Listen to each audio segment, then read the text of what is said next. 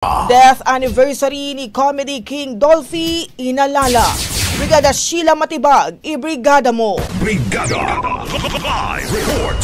Ginunita ng ilang kaanak at malapit na kaibigan ang ika-13 death anniversary ng hari ng komedya na si Rodolfo Odolfi Quezon Sr. Ngayong araw, nagtungo sa puntod ng kilalang komedyante sa Taguig ang dati nitong partner na si Shasha Padilla. Sa social media post nito, pinasalamatan ng singer-actress ang comedy superstar para sa magagandang alaala.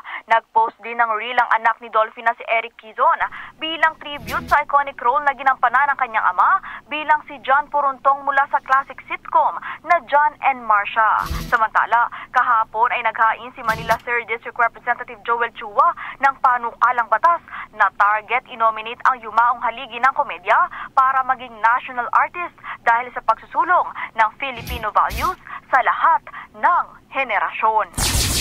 In the heart of changing lives, ako si Brigada Sheila Matibag ng 105.1 Brigada News FM Manila, The Music and News Authority. Ang bahaging ito ay hatid sa atin ng Maxan Mangosteen Santon Coffee. Max Healthy, Max Sarap.